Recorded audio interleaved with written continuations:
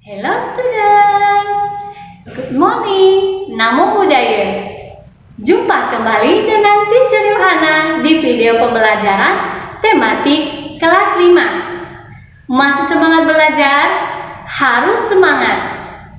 Kali ini Teacher akan mengajar tema 2, subtema 3, dan pembelajaran yang keempat. Sebelum Teacher menyampaikan materi yang hendak Anda pelajari, terlebih dahulu Teacher akan menyampaikan tujuan pembelajaran yang harus Anda capai. Pertama, siswa mampu mengidentifikasi jenis usaha yang dikelola sendiri. Kedua, siswa mampu menjelaskan cara menghargai usaha ekonomi orang lain. Dan yang ketiga, siswa mampu menjelaskan pentingnya sikap tanggung jawab di lingkungan keluarga, sekolah, dan masyarakat. Pada pembelajaran sebelumnya, Ananda telah belajar tentang jenis-jenis usaha ekonomi masyarakat dan jenis-jenis usaha yang dikelola sendiri maupun kelompok. Pada kali ini, kalian akan mengidentifikasi jenis usaha ekonomi yang dikelola perorangan serta contoh-contoh setiap bidang usahanya. Usaha perorangan dikelola perorangan dengan modal terbatas. Berikut beberapa usaha yang dikelola secara perorangan. Pertama, usaha pertanian. Usaha ini biasanya dilakukan dengan modal terbatas yang pelaku usahanya hanya mengolah dan menggarap lahan yang terbatas. Kedua, industri kecil berupa industri rumah tangga seperti usaha kerajinan. Contohnya, industri pembuatan mebel seperti meja, kursi, lemari, industri keramik, dan sebagainya. Yang ketiga, usaha perdagangan. Biasanya dilakukan dengan skala kecil maupun skala sedang. Contohnya, toko kecil, warung, pedagang keliling, pedagang kaki lima, pedagang di lapak-lapak pasar, pedagang hasil bumi, dan sebagainya. Dan yang keempat, usaha jasa seperti usaha salon, bengkel, fotokopi, tukang cukur, dan sebagainya. Nah, setelah Anda mempelajari tentang usaha yang dikelola sendiri, materi berikutnya adalah tentang cara menghargai usaha ekonomi orang lain. Coba perhatikan gambar berikut ini. Menurutmu, apa jenis usaha yang ditunjukkan gambar tersebut?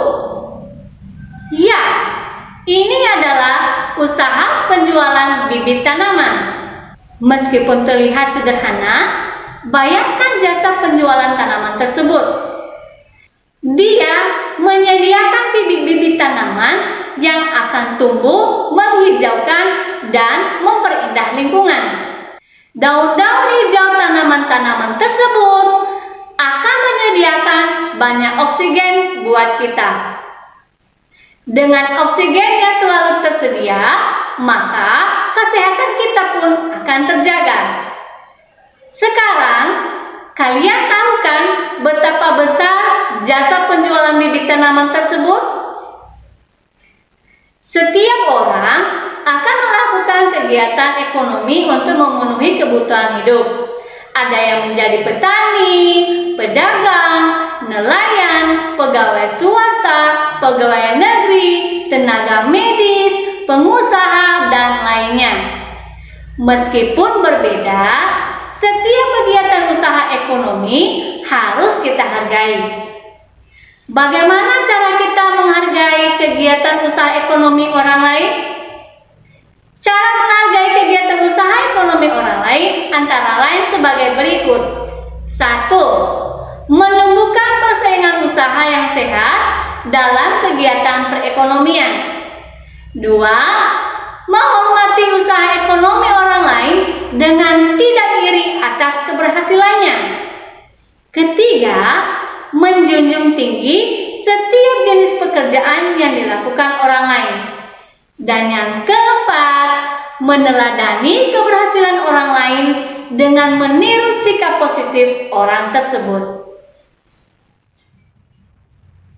Dalam menjalankan kegiatan usaha ekonomi, setiap orang harus melakukan dengan penuh tanggung jawab. Penerapan tanggung jawab sangat penting bagi terciptanya keharmonisan, kerukunan, dan persaudaraan antar warga masyarakat.